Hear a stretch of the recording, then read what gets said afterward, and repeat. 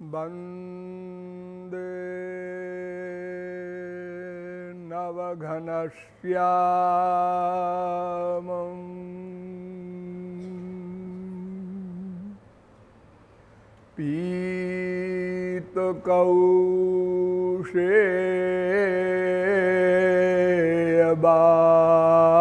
पीतकौशेयवाससं सानन्दं सुन्दरं शुद्धं श्रीकृष्णं प्रकृते परम् नमः कमलनाभाय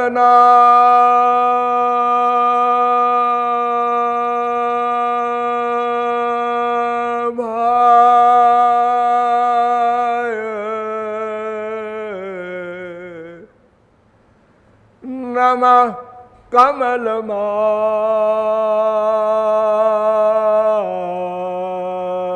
कमलमालिने नमः कमलपादाय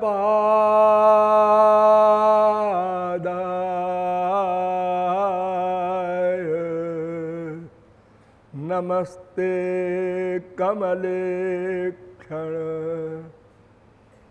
यो ब्रह्मणं विदधाति पूर्वं यो वै वेदांश्च प्रहिणोति तस्मै तग्वं ह देवमात्मबुद्धिप्रकाशं मुमुक्षुर्वै शरणमहं प्रपद्ये। भगवच्चरण चंचरीक महानुभाव, थोड़ी देर हरिनाम संकीर्तन कर लीजिए, पश्चात एक प्रश्न का उत्तर दिया जाएगा। भज गिरिधर गोविंद गोपाला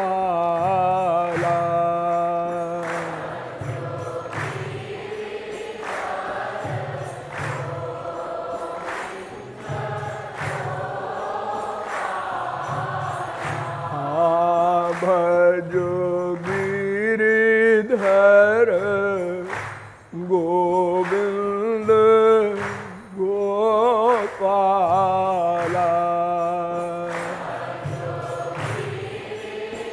राधे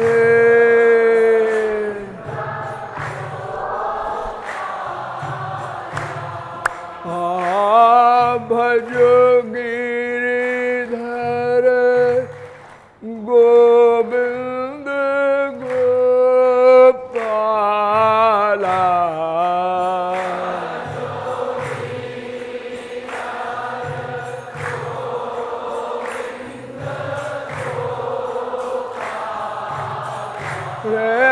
भजो गिरिधर गोविंद गोपाला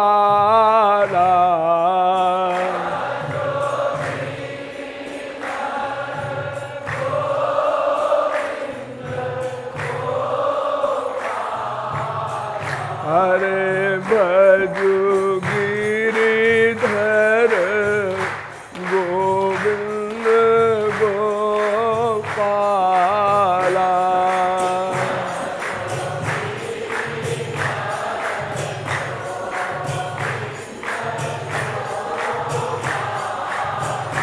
हे भजो गिरिधर गोविंद गोपाला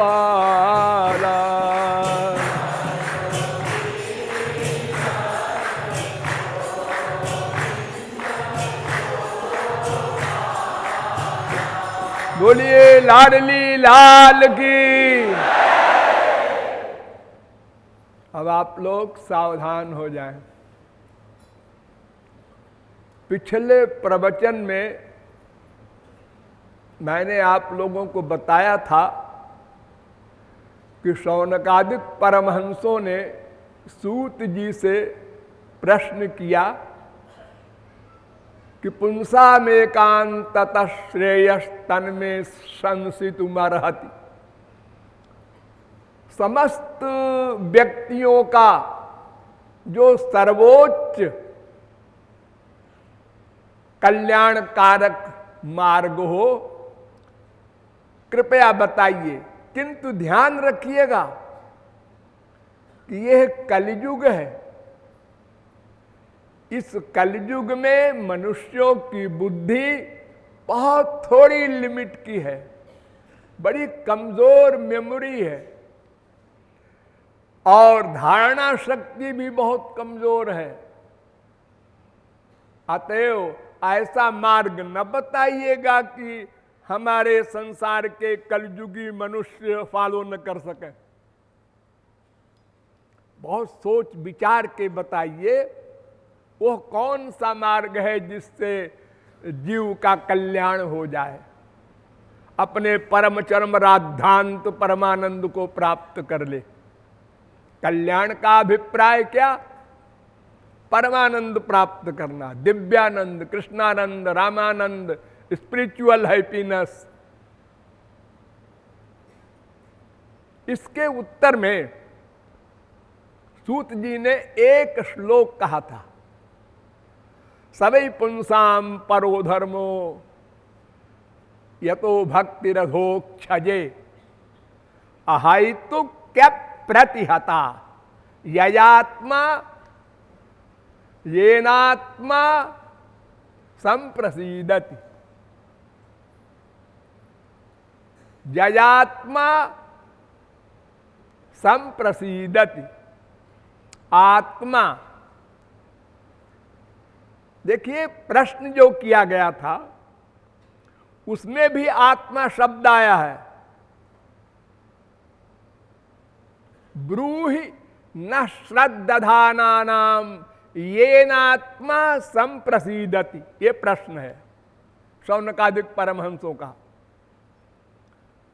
हम सब श्रद्धालु जानना चाहते हैं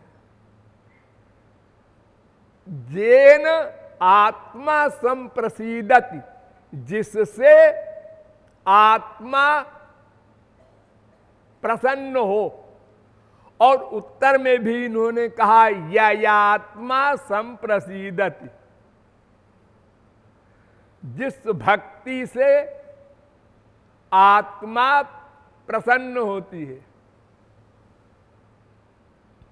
देखिए ऊपर के आत्मा शब्द का अर्थ है मन, अंतःकरण। शौनकादिक परमहंसों का प्रश्न है कि जिस मार्ग से अंतःकरण शुद्ध हो वो मार्ग बताइए। और वो मार्ग बता रहे हैं कि जिससे आत्मा प्रसन्न हो, माने परमात्मा प्रसन्न हो। आत्मा शब्द का अर्थ यहां पर परमात्मा है। ये शास्त्रों में, वेदों में किस शब्द का कहां पर क्या अर्थ है, इसको श्रोत्रिय ब्रह्मनिष्ठ महापुरुष ही समझ सकते हैं। शब्दार्थ करने पर, शब्दकोश लेके बैठने पर अर्थ नहीं हो सकता। तो उत्तर दे रहे हैं सूत जी कि सवै पुंसाम परो धर्मो। तो यहां कई साधकों ने हमसे उसी दिन पूछा था कि महाराज जी ये पर धर्म की व्याख्या डिटेल में कर दीजिए, ये पर धर्म क्या होता है। सवै पुंसाम परो धर्मो, सब जीवात्माओं का पर धर्म है क्या? भक्ति, यतो भक्ति अधोक्षजे। अधोक्षजे माने इंद्रियों से परे श्री कृष्ण। वो इंद्रिय मन बुद्धि से परे है ना। यतो वाचो निवर्तन्ते अप्राप्य मनसा सह, वेद कह रहा है, गीता भी यही कह रही है। इंद्रियेभ्य परार्थार्थेभ्यश्च परम मनः मनसस्तु परा बुद्धिर्बुद्धिरात्मा महान परा महता परम अव्यक्तो अव्यक्तात् पुरुषात् परा पुरुषान्न परम किंचित सा काष्ठा सा परा गति, वेद कह रहा। इंद्रियाणि पराण्याहुरिंद्रियेभ्य परम मनः मनसस्तु परा जो बुद्धे परतस्तुषा, गीता भी यही कहती है। राम स्वरूप तुम्हार बचन अगोचर बुद्धि पर। जब बुद्धि से परे है तो इंद्रियों से परे तो है ही है। तभी तो वेद कहता है मां कोई मुझे नहीं जान सकता, न च तस्यास्ति वेत्ता तमाहुरग्रम पुरुषम महांतम। और गीता भी कहती है माम तो वेद न कश्चन, मुझे कोई नहीं जानता। क्योंकि राम अतर्क्य बुद्धिमान बानी, उसे कोई नहीं जान सकता। इसलिए अधोक्षज कहा, माने श्री कृष्ण की भक्ति ये परधर्म है। लेकिन एक लेकिन लगा दिया, वो भक्ति अहेतु की हो प्लस अप्रतिहता हो, ये दो शर्त। अहेतु की भक्ति हो और अप्रतिहता हो, ये दो शर्तें पूरी करें तो ऐसी भक्ति से श्री कृष्ण प्रसन्न होते हैं। और जब प्रसन्न हो गए तो फिर सब लक्ष्य अपने आप हल हो गया। आत्यंतिक दुख निवृत्ति, आत्यंतिक परमानंद प्राप्ति, दोनों समस्याएं हल हो गई। यही दो समस्या तो है, सुखम में भूयात् दुखम में मा भूत। हमको आनंद मिले दुख ना मिले। तो एक शर्त पहली जो है उस पर विचार किया जाए,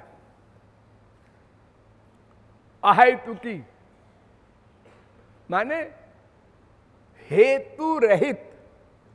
हेतु माने रीजन, कारण, बिना कारण के भक्ति करें। जैसे हमारे संसार में बहुत भक्ति दिखाई पड़ रही है वर्तमान काल में। कोई वैष्णो देवी जाता है, कोई किसी मंदिर में जाता है, हनुमान जी के, दुर्गा जी के, तिरुपति मंदिर। क्या करने जाते हो? हेतु से जाते हैं, हेतु से, कामना लेके। हमें कष्ट है उसका निवारण हो जाए, ये भक्ति है ही नहीं। इसको भक्ति नहीं कहते, इसको कहते हैं नास्तिक बनने की साधना। तुम्हें शौक है नास्तिक बनने की, इसलिए तुम कामना लेके जाते हो देवी देवता के पास। क्यों? अगर कामना पूरी हो गई, जय हो जय हो, सच्ची देवी है, सच्चे देवता है। दूसरी बार कामना पूरी नहीं हुई, मुंह लटक गया। तीसरी बार फिर कामना नहीं पूरी हुई, सब बकवास है रे, कहीं कुछ नहीं, कहां की वैष्णो देवी, कहां के तिरुपति, कहां के कौन। नास्तिक होना पड़ेगा।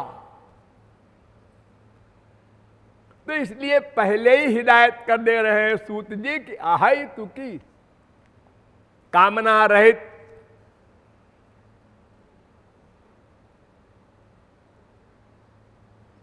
नारद जी भी कहते हैं गुण रहितम कामना रहितम अकाम्या सा। कामना नहीं करना, इसी कामना ने अनंत जन्म हमारे बिगाड़े। अन्यथा एक भगवत प्राप्ति नहीं, अनंत भगवत प्राप्ति कर लिए होते हम लोग। इतना भगवान नाम लिया हमने अनंत जन्मों में, किंतु कामना नहीं छोड़ा। कामना पूर्ति के लिए भक्ति की, वो पहला स्वरूप गलत हो गया। तो पर धर्म उसे कहते हैं जिसमें कामना ना हो, और अपर धर्म है उसका उल्टा, उसको भी समझ लो। अरे ऐसा समझो कि 4 धर्म होते हैं कुल।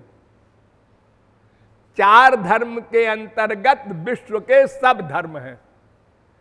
एक का नाम तामस धर्म, एक का नाम राजस धर्म, एक का नाम सात्विक धर्म और एक का नाम पर धर्म। तो सात्विक, राजस, तामस ये तीन माया के गुण हैं, इसलिए इन तीनों का नाम एक माइक धर्म यानी अपर धर्म, यानी फिजिकल धर्म, शारीरिक धर्म। ये आपका शरीर है ना, हाँ, इस शरीर में क्या धारण करना चाहिए उसका नाम शारीरिक धर्म। और इस शरीरी माने आत्मा, उसमें क्या धारण करना चाहिए उसका नाम आध्यात्मिक धर्म, पर धर्म, दिव्य धर्म, अनेक नाम। तो ये चार प्रकार के धर्म हैं। अब धारण कौन करेगा? आंख, कान, नासिका, रसना, त्वचा, मन, बुद्धि, आत्मा कौन धारण करता है? धारण करने वाला केवल मन है, केवल मन। मन एव मनुष्याणाम कारणम बंध मोक्षयो ब्रह्म बिंदुपनिषद। चित्तमेव हि संसारस् तत्प्रयत्नेन शोधयेत् मैत्रेयी उपनिषद। चेतः खल्वस्य, ये मन ही बंधन और मोक्ष का कारण है।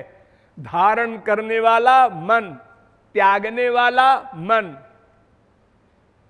इसलिए वैराग्य माने मन से त्याग, राग माने मन से अटैचमेंट। प्रत्येक वर्ग का वर्कर मन ही है, ये स्वर्ण अक्षरों में नोट कर लो। इंद्रियों का वर्क भगवान नोट नहीं करते, वो तो जीरो में गुणा है। जीरो गुणे जीरो बराबर जीरो, जीरो गुणे लाख बराबर जीरो, जीरो गुणे करोड़ बराबर जीरो।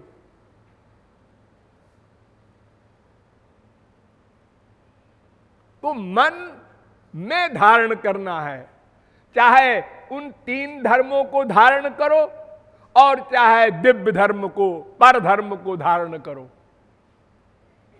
धारण करने का मतलब मन का अटैचमेंट, जिसे आप लोग प्यार कहते हैं। मन का प्यार तमोगुणी व्यक्ति, एक एक शब्द पर ध्यान दो। मन का अटैचमेंट तमोगुणी व्यक्ति या वस्तु में हो तो मरने के बाद तमोगुणी फल मिलेगा, आसुरी योनि में जाओगे। और अगर मन का अटैचमेंट रजोगुणी व्यक्ति या रजोगुणी वस्तु में होगा तो मरने के बाद मृत्युलोक में आओगे। और अगर मन का अटैचमेंट सात्विक वस्तु या सात्विक देवता में होगा तो मरने के बाद स्वर्ग जाओगे। लेकिन ये सब नश्वर, सर्वत्र अशांति, टेंशन, काम, क्रोध, लोभ, मोह, मद, मात्सर्य, ईर्ष्या, द्वेष, पाखंड सर्वत्र ओतप्रोत है। तो ये चार चीजें धारण करने की हैं। ये चार में भी दो को समझो, एक भगवान, एक माया। ये तो माया के बच्चे हैं तीनों गुण जो है। अजामेकाम लोहित शुक्ल कृष्णाम, वेद कहता है। लाल रंग की माया रजोगुणी, सफेद रंग की माया सत्वगुणी, कृष्ण रंग की माया तमोगुणी। इन्हीं तीन माया के अंडर में रहने वाले लोग हैं और इन्हीं तीन गुणों वाली वस्तुएं हैं संसार में। अब देखिए, तमोगुणी व्यक्ति में मन का अटैचमेंट हो, वो व्यक्ति कैसा हो? कोई हो, बाप हो, मां हो, भाई हो, बहन हो, बीबी हो, पति हो, जिस व्यक्ति में अटैचमेंट हो वो व्यक्ति जिस गुण का है बस मरने के बाद उसी को प्राप्त हो जाओगे। वो गधा बनेगा, तुम गधे के बच्चे बनोगे। वो जहां जाएगा वहीं तुमको जाना होगा। जानति देवव्रता देवान पितरीन जानति पितृव्रता भूतानि जानति भूतेज्या और मद भक्ता जानति माम अपि। भगवान अर्जुन से कहते हैं कि जो देवताओं की भक्ति करेगा वो देवताओं के पास जाएगा स्वर्ग में, जो मनुष्यों की भक्ति करेगा वो संसार में आके 84 लाख में घूमेगा, और जो मेरी भक्ति करेगा या महापुरुष की भक्ति करेगा वो मुझको प्राप्त होगा, माया से उत्तीर्ण होकर मेरे लोक में आएगा और दिव्यानंद प्राप्त करेगा सदा को। तो धारण करने वाला मन है, और धारण करने की दो वस्तु है, एक भगवान एक माया, तीसरी कोई वस्तु ही नहीं। अगर कोई ये कहे हम भगवान को भी धारण नहीं करेंगे और माया को भी धारण नहीं करेंगे, फुल मैड हो तुम। धारण करना पड़ेगा। क्यों? इसलिए कि नहीं कश्चित क्षणमपि जातु तिष्ठत्य कर्मकृत। कोई मनुष्य एक क्षण को भी अकर्मा नहीं रह सकता, प्रतिक्षण वर्क करना पड़ता है। ये ऐसा मन है, एक सेकंड को उसको आप पेंडिंग में नहीं रख सकते, सदा वर्क करता रहता है। और दो साइड है, चाहे स्पिरिचुअल साइड में ले जाओ चाहे मटेरियल साइड में ले जाओ, जाना पड़ेगा, एक जगह रहेगा। और अगर साफ साफ कहें तो ऐसा कहें कि मटेरियल साइड में तो ऑलरेडी है अनादिकाल से, वहां ले नहीं जाना पड़ेगा आपको, वहां तो है ही। स्पिरिचुअल साइड में अगर आप ले जाते हैं तो जितने सेकंड, जितने मिनट, जितने घंटे आपका मन स्पिरिचुअल साइड में, भगवान में, महापुरुष में लगा रहेगा, उतने टाइम तक संसार से आप अलग हैं। अगर वहां से आपने हटाया मन तो सीधे यहीं आएगा संसार में, बिना कहे, बिना आपके ले जाए गए अपने आप जाएगा।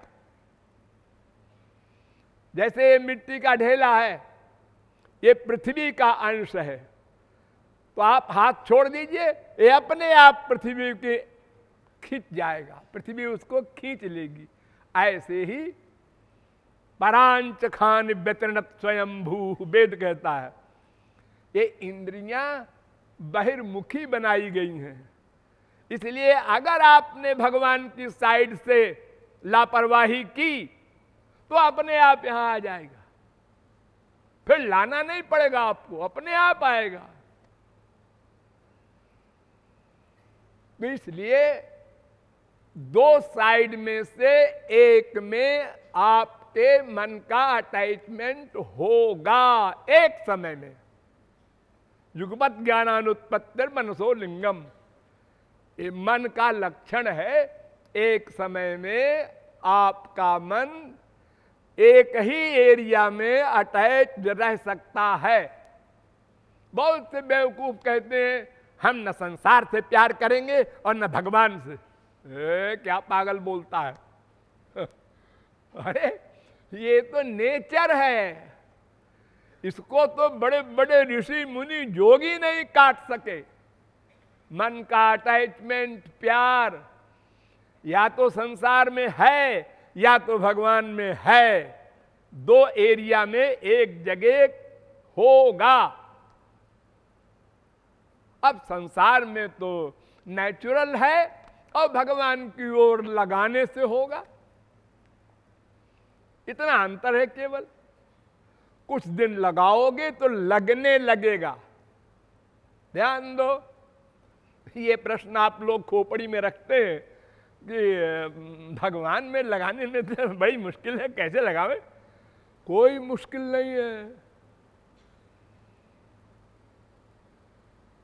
देखो, एक लड़की जा रही है रोड पर, एक लड़के ने पीछे से उसकी चोटी पकड़ ली और हाय ऐसे कुछ बोल दिया। अब लड़की का देखो टेम्परेचर कितना हाई हो गया, चप्पल की तरफ देखा उसने तो उसकी सहेली ने कहा, अरे क्या कर रही, इसी से तेरी सगाई हुई है? अच्छा, क्या हो गया है? एक सेकंड में क्या हो गया? कहां चप्पल उठाने जा रही थी, कुछ समय नहीं लगता, केवल बुद्धि में डिसीजन हो जाए।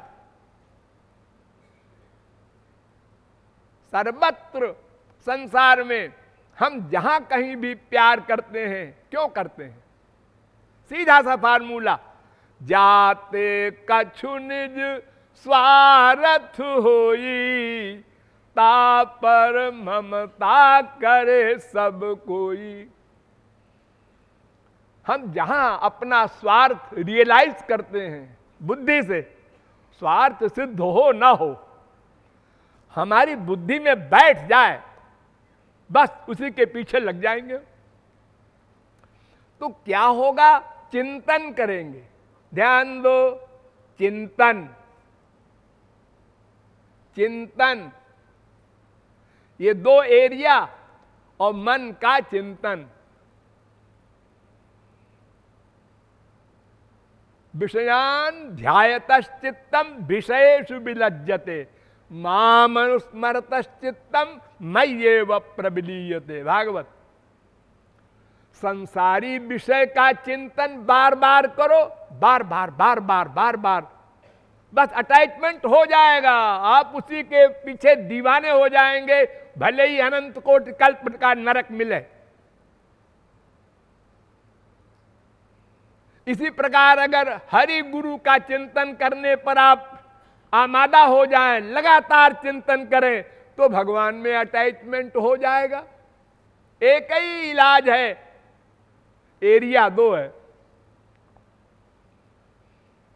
देखो, कई लड़के बैठे हैं पार्क में, एक लड़की सामने से गुजरी, सबने देखा, लेकिन एक लड़के के दिमाग में यह बैठ गया कि इस लड़की से मिलना है। बस चिंतन शुरू हो गया, ये कहां रहती है पता लगाना चाहिए, फिर पता लग गया तो वहां जाना चाहिए, फिर उससे कैसे मिला जाए, क्या तरकीब है। अब वो पागल हो जाएगा। तो उसका दोस्त कहता है, अरे क्या बेवकूफ तू आजकल क्या करता रहता है, पढ़ाई में मन नहीं लगाता? उन्होंने कहा, अरे यार क्या पढ़ूं, मेरी तो खोपड़ी में वो घूमती रहती है। अरे तो तू चिंतन करता है ना, मन का चिंतन अटैचमेंट कर देता है। गीता में बहुत सुंदर फिलॉसफी है,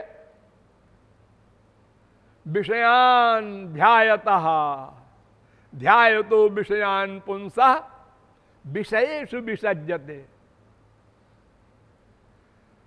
बार बार चिंतन करने से उसमें अटैचमेंट हो जाता है, संग हो जाता है। संगस्तेषु उपजायते और संगात संजायते कामः। अब सब बीमारी शुरू हो गई।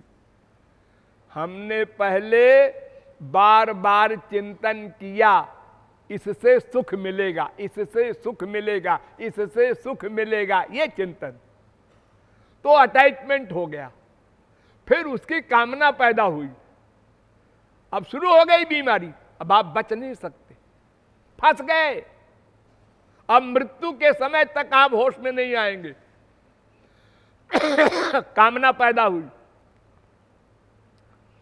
तो फिर स यथा कामो भवति तत्क्रतुर्भवति, यत् क्रतुर्भवति तत्कर्म कुरुते, यत् कर्म कुरुते तदभिसंपद्यते। वेद कहता है, जैसी कामना आप बनाएंगे वैसे ही संकल्प करेंगे, वैसे ही कर्म करेंगे, वैसे ही बन जाएंगे तद्रूप।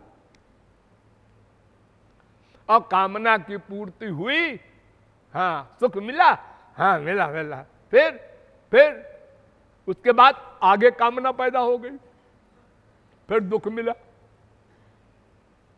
और फिर दोबारा कामना पूरी हुई, आपकी तो नहीं हुई, तो फिर क्या हुआ, क्रोध आया। अरे दो में एक बात तो होगी, या तो कामना पूरी होगी या तो नहीं होगी। पूरी हुई लोभ आया, फिर प्लानिंग प्रैक्टिस, और अगर नहीं पूरी हुई तो क्रोध आया, और उसमें तन मन दोनों जले। तो मन का चिंतन ही सब कुछ है। ये वाक्य भी नोट कर लो। सर्वनाश करना हो तो, भगवत प्राप्ति करना हो तो केवल मन का चिंतन ही प्रमुख रीजन है। जब जब आपका पतन होता है, डेली होता है, आप लोग रीड नहीं कर पाते, अपने आप को रीड किया कीजिए, अध्ययन कीजिए। आज हमने एक गुस्सा क्यों किया, उसका चिंतन किया था। आज हमने ऐसा क्यों किया, उसका चिंतन किया था। सब जगह वही मन का चिंतन प्रमुख कारण है। इसी ने हमको बर्बाद किया अनादिकाल से। ऋषभ भगवान के अवतार, उनके सामने सिद्धियां आईं, अणिमा लघिमा गरिमा। उन्होंने कहा आपकी तारीफ, हम लोग सिद्धि हैं, यहां कैसे आई, आप के पास सेवा के लिए आए हैं। भाग।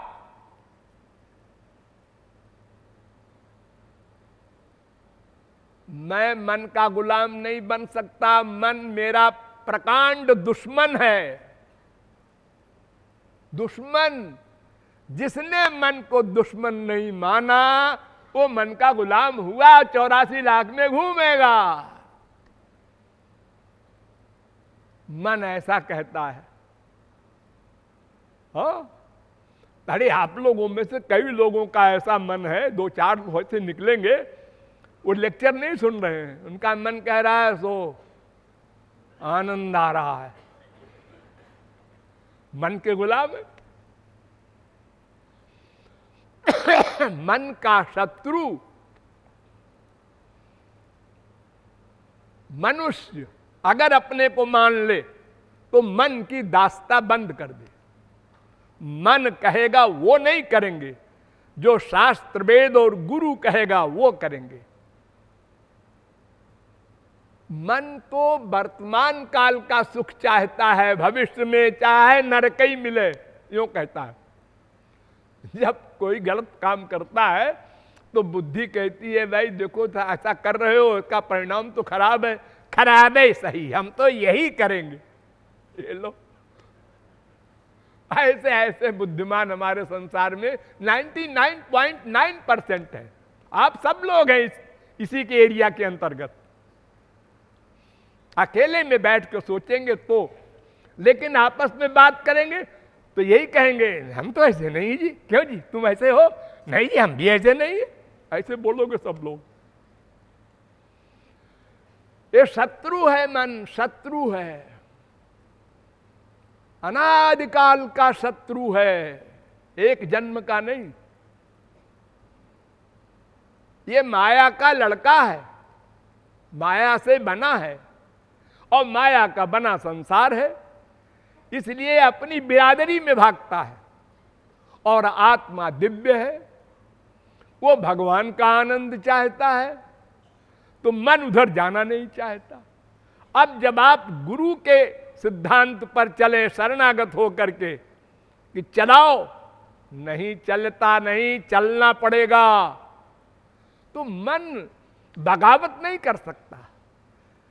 जहां चलाएंगे आप उसको जाना पड़ेगा, बेमनी से जाए। देखिए आप लोग सवेरे जब घंटी बजती है, घंटी,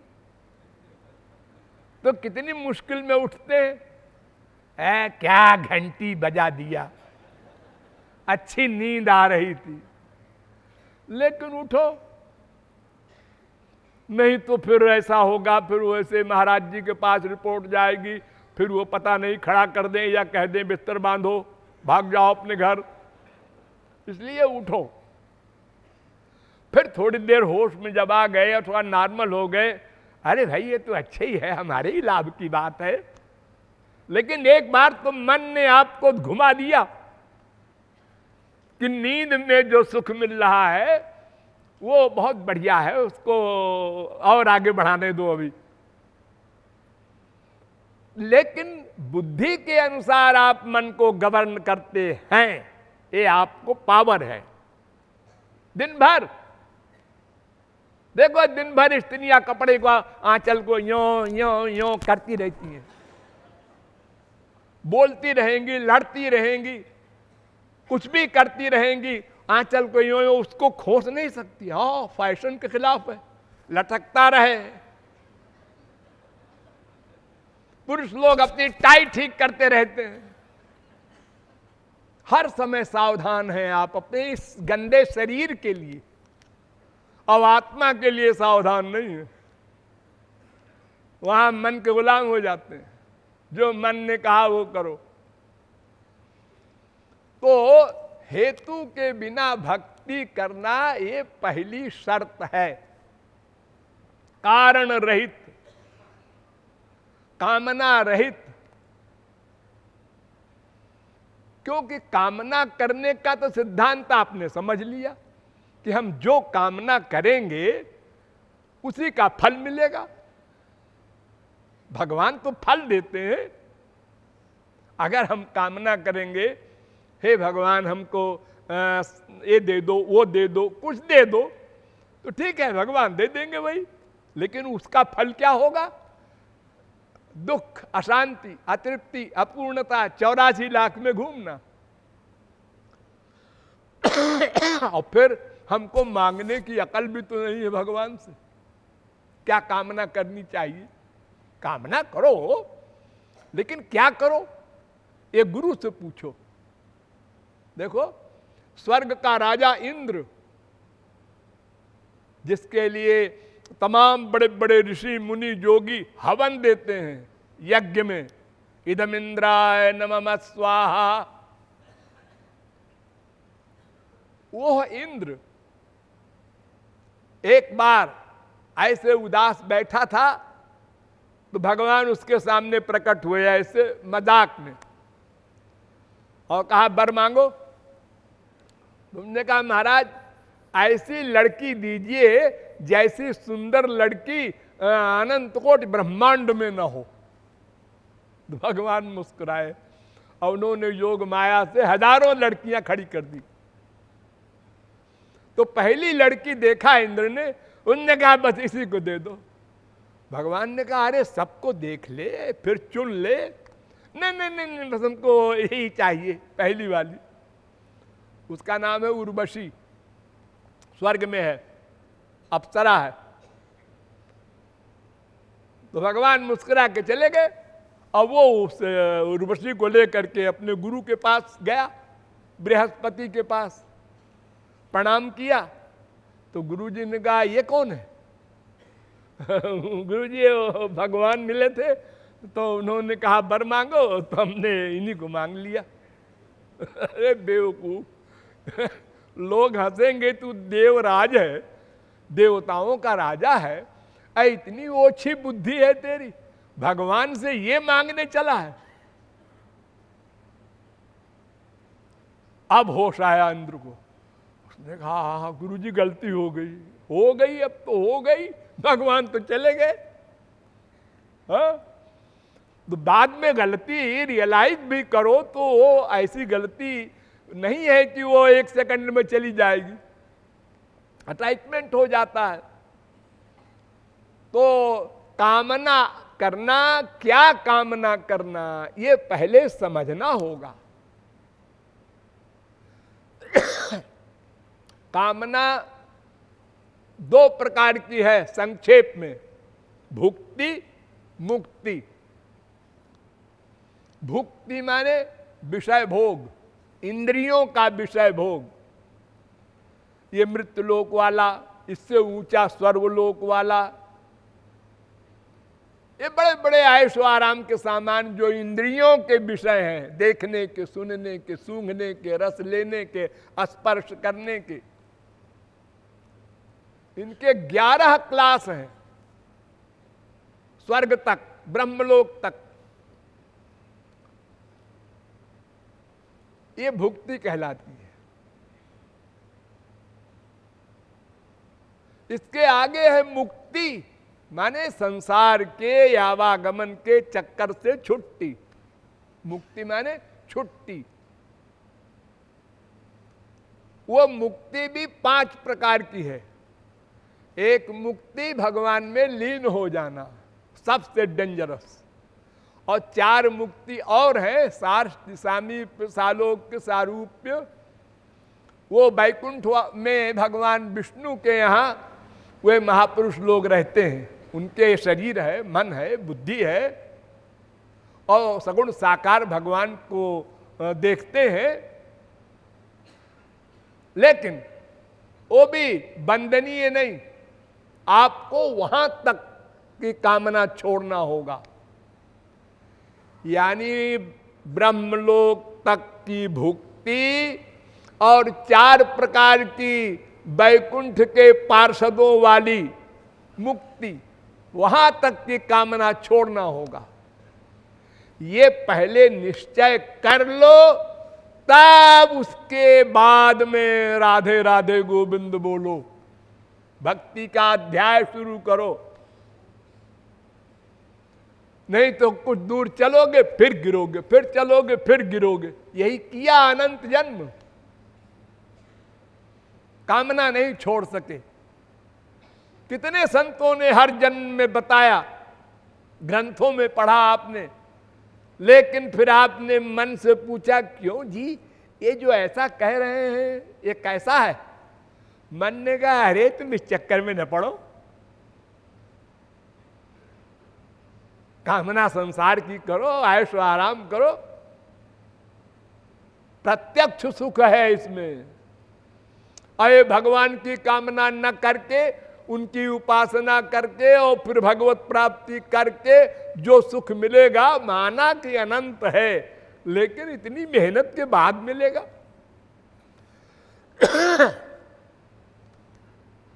तत्काल जो चीज मिले वो अधिक इंपॉर्टेंट है। इसी को प्रेय कहते हैं। वेद में 2 मार्ग बताए गए, तयोः श्रेय आददानस्य साधु भवति और हीयते अर्थात यऊ प्रेयो वृणीते।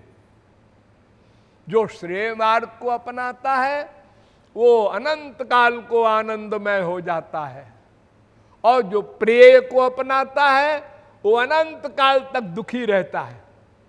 ये प्रेय है माइक धर्म, जो 3 गुण का धर्म मैंने बताया, सात्विक, राजस, तामस, इसको प्रेय कहते हैं।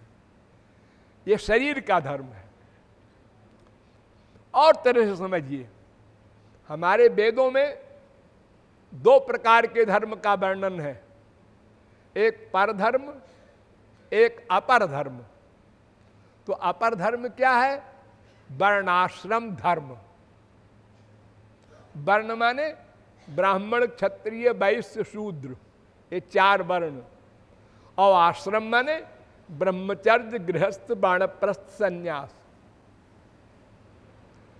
तो वेद में ब्राह्मण ब्रह्मचारी हो उसके लिए ये नियम, ब्राह्मण गृहस्थ हो उसके लिए ये नियम, ब्राह्मण वानप्रस्थी हो उसके लिए ये नियम, ब्राह्मण सन्यासी हो उसके लिए ये नियम, इसी प्रकार क्षत्रिय, वैश्य, शूद्र सबके लिए बड़े लंबे लंबे नियम हैं। उनको समझना असंभव है एक लाइफ में, फिर करना तो और भी असंभव।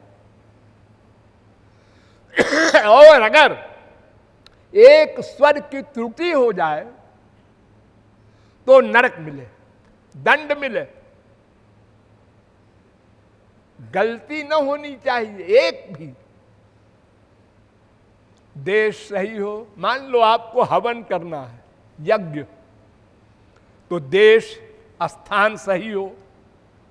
अरे सही स्थान क्या है भाई, लिपोत तो बस, ना ना,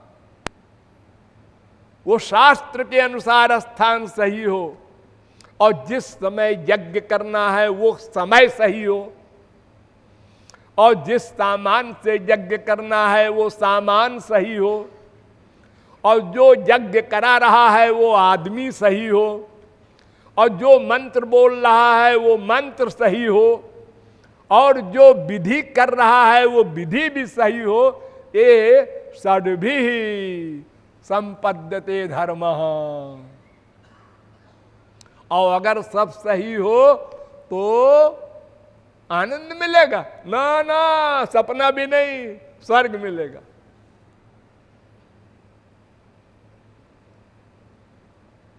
न नरा स्वर्गतिम कांक्षेत, बार बार हिदायत कर रहे हैं वेदव्यास। स्वर्गणोपेतमिच्छन्ति, ये मानव देह चाहते हैं स्वर्ग वाले, तुम स्वर्ग चाहते हो। स्वर्गापवर्ग नरके स्वपितुल्यार्थ दर्शिनः, स्वर्ग हो नरक हो अथवा कैवल्य मोक्ष हो, सब बराबर, सब आद्यंतवंत एवैषाम लोका कर्म विनिर्मिता। स्वर्ग भी इसी प्रकार आदि अंत वाला है।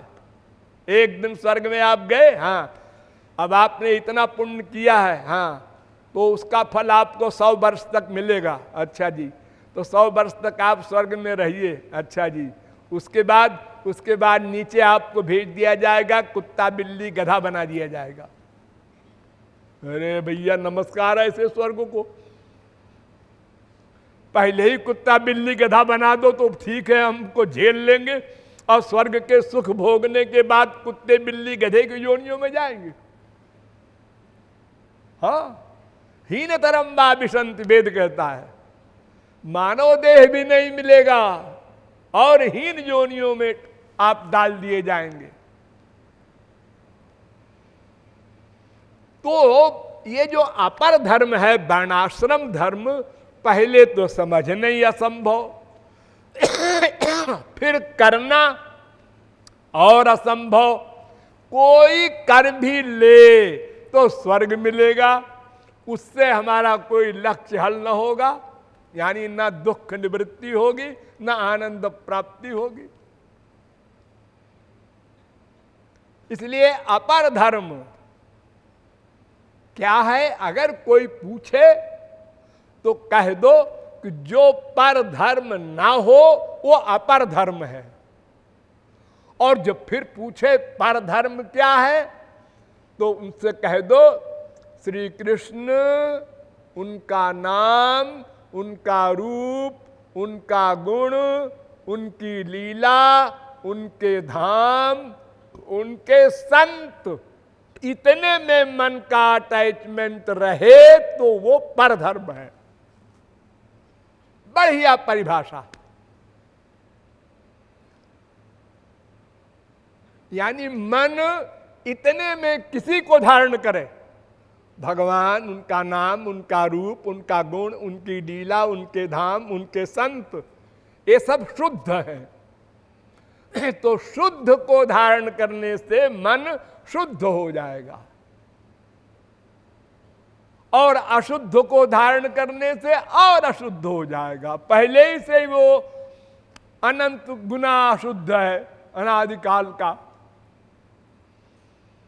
तो इस प्रकार पर धर्म की परिभाषा सीधी सीधी ये है कि परब्रह्म श्री कृष्ण से संबंधी उनका नाम, रूप, लीला, गुण, धाम, संत में आपका मन कहीं भी अटैच्ड हो,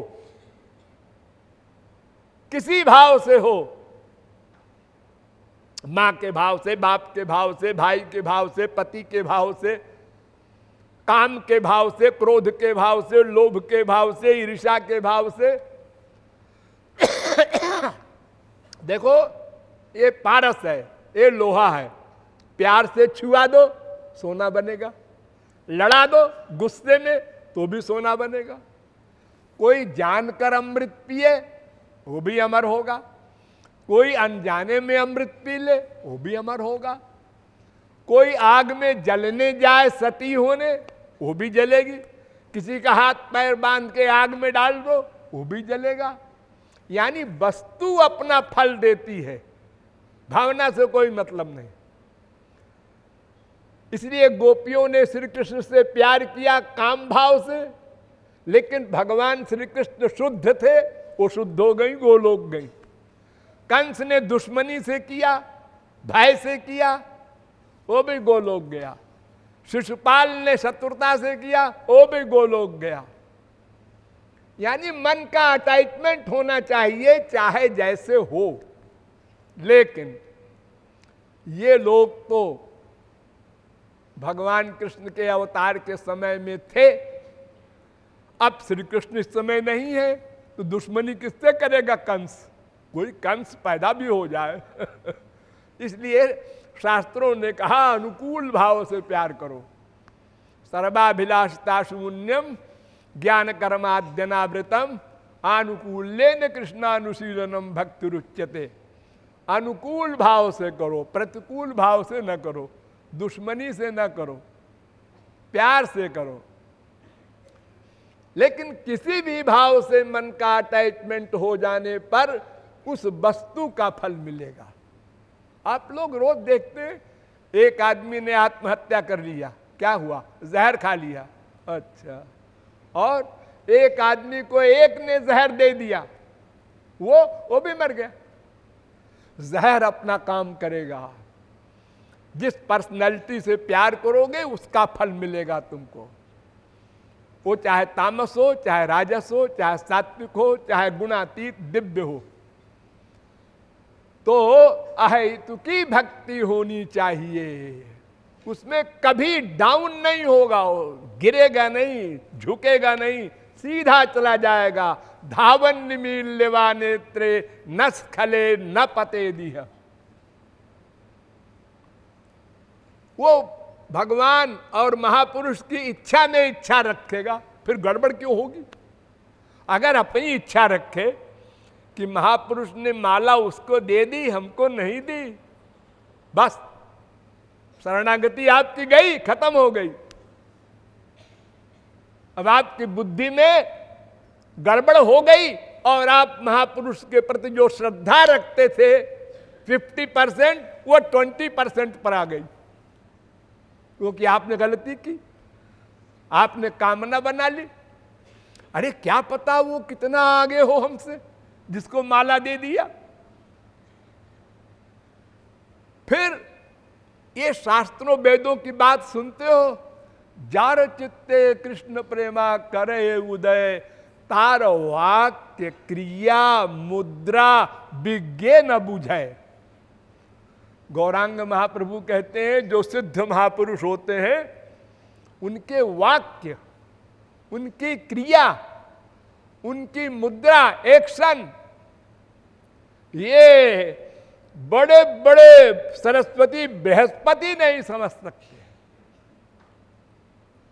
वो करते हैं प्यार और व्यवहार करते हैं उल्टा।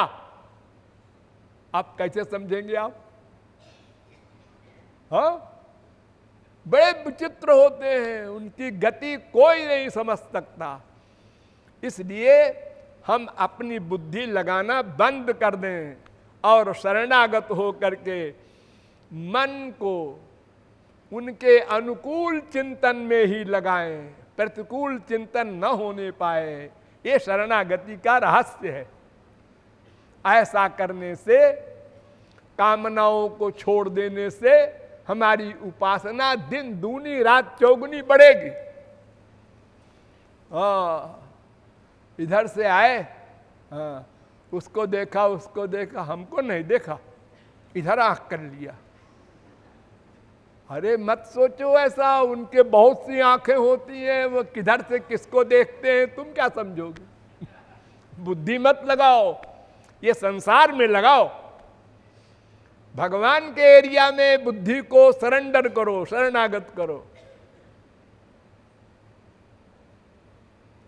शास्त्र कहते हैं पांडित्यम निर्विद्य बाल्ये न तिष्ठा से। ये पांडित्य की बुद्धि छोड़ करके बालक बनो भगवान और महापुरुष के आगे, और संसार के आगे घोर 420 बनो, ताकि वो ठग न ले। ये दो विरोधी बात करनी पड़ेगी। भगवान के एरिया में इस प्रकार बनो कि वाल्मीकि से कहा मरा मरा बोलते जा जब तक मैं लौट के ना आऊं। उसने कहा यस। आप कब लौट के आएंगे? है ये नहीं पूछना। उसने नहीं पूछा। ये भोले बालक की तरह, उसमें चालाकी नहीं होती। एक बार ब्रिज में 84 कोस की परिक्रमा कर रहे थे एक महंत, उनके साथ 400-500 आदमी थे। एक ब्रिजवासी ज्वार का गट्ठा लेकर के उधर से गुजरा और देखा कि बड़ी भीड़ है, बाबा लोग, गृहस्थी लोग सब है, तो उसने ज्वार का गट्ठा पटक दिया और खड़ा हो गया है। गांव का गंवार, उसको खड़ा होने की भी अकल नहीं, और सीधा देखने लगा सबको। सब समझ गए गांव का गंवार है। तो वो महंत जी ने पूछा तो तुम कौन हो? तो उसने कहा तुम कौन हो? लो, इतने बड़े महंत को उसने सीधा सट ऐसे जवाब दिया, तुम कौन हो? तो उन्होंने कहा मैं अनन्य भक्त हूं श्री कृष्ण का, अनन्य। अब बताओ तुम कौन हो? मैं श्री कृष्ण का फनन्य भक्त हूं। फनन्य, ये शब्द तो कभी सुना नहीं महंत ने। तो उसने कहा फनन्य क्या होता है? तो उसने कहा अनन्य क्या होता है? तो महंत जी ने कहा अनन्य माने जो दुर्गा देवी देवता और तमाम जयंती मंगला काली भद्रकाली तमाम देवी देवताओं की भक्ति न करे, केवल श्री कृष्ण की भक्ति करे, वो अनन्य है। अब तुम बताओ फनन्य किसे कहते हैं? तो उसने कहा जो ये तुम देवी देवता के नाम ले रहे हो इनका नाम भी न जानता हो, केवल कन्हैया को जानता हो, वो फनन्य है। ये भोलापन, ये भोलापन आप लोगों को पहले दिया था भगवान ने जब आप लोग पैदा हुए थे, लेकिन ये किताबें पढ़ पढ़ के और लोगों को देख देख कर 420 इकट्ठा कर लिया आपने अनेक प्रकार की, और इतना गड़बड़ हो गया है आपका खोपड़ा कि भगवान भी आवे तो ये कौन है? ये श्री कृष्ण है। अच्छा ये कौन है? भगवान है। ये लड़कियों के पीछे भागता फिरता है, भगवान है। क्या तुम्हारी भी बुद्धि भ्रष्ट हुई है? तुम पढ़े लिखे हो के ऐसी बातें करते हो? ऐसा कहीं भगवान होता है? ये कौन है? राम। ये कौन है? भगवान है। अच्छा, अपनी स्त्री के लिए तो ये पेड़ से पूछ रहे हैं मेरी स्त्री तुम्हारी नीचे से गई है क्या? ऐसे होते हैं भगवान। उस समय हम लोगों ने उन लोगों के लिए ये कमेंट्री की, और जब वो चले गए तो हरे राम राम राम हरे हरे ऐसा करते हैं। ये हाल है हमारा। तो शास्त्र वेद कहते हैं बाल्ये न तिष्ठा से, तुम जहां से चले थे पैदा होने के समय से वहीं पर फिर जाओ, वहीं पहुंचना है, भोला बन जाना है। देखो हमारे देश में तमाम लाखों करोड़ों लोग भोग लगाते हैं, मंदिरों में नहीं, ऐसे भी अपने घर में थाली आई खाने, आंख बंद कर लिया, थोड़ा सा पानी यूं किया और थोड़ी देर आंख बंद किया और फिर खोला और फिर खाने लगे। जब आपने आंख बंद किया तो आपने क्या सोचा? सोचा वोचा कुछ नहीं, ऐसा करते हैं हमारे बाप दादे, हमने भी किया। भोग लगाते हैं। भोग लगाते हैं माने क्या? कि ठाकुर जी खाएं तो उनका जूठन हम खाएं। अच्छा अच्छा, तो क्यों जी? जब आपने आंख खोला तो देखा ठाकुर जी ने किधर खाया है? ये तो कभी नहीं देखा। तो फिर इसका मतलब ये है कि आपका 100% ये फेत है कि ठाकुर जी खाए वाएंगे नहीं, आंख मूंद लो, ऐसे पानी कर दो फिर खाने लगो। ये कहां गया भोलापन, छिन गया। तो ठाकुर जी और महापुरुष इसके आगे शुद्ध हृदय शरणागत मन बुद्धि रखना होगा। और संसार में खूब चालाक बनो, कोई गर्दन काट के दे दे तो भी समझ लो कोई स्वार्थ है। बिना स्वार्थ के संसार में कोई किसी की ओर निगाह उठा के नहीं देख सकता, ये अकाट्य सिद्धांत। इसलिए दो विरोधी एरिया है और दो विरोधी व्यवहार करना है आपको संसार में। परम चतुर और ईश्वरीय क्षेत्र में परम भोले, कंप्लीट सरेंडर उसे ही कहते हैं। डॉक्टर ने कहा है दवा 2 बूंद खा लेना, पी लेना 1 चम्मच पानी में। 2 बूंद, ये 6 फुट का शरीर 2 बूंद, डॉक्टर का भी दिमाग खराब है। हम तो पूरी शीशी पिएंगे, मरो पियो। तो शरणागत का मतलब है गुरु की बुद्धि में बुद्धि जोड़ दे, लेकिन मगर किंतु परंतु चूंकि ये न लगावे, उसको शरणागति कहते हैं। तो वो परधर्म हमको भगवान की प्राप्ति करा देगा। तो एक शर्त मैंने आपको बताई अहेतुकी, ये सबसे इंपॉर्टेंट है भक्ति मार्ग में। कोई कामना न कीजिए, देना देना सीखिए, लेना मत सोचिए। देना देना प्रेम, लेना लेना कामना, लेना देना व्यापार।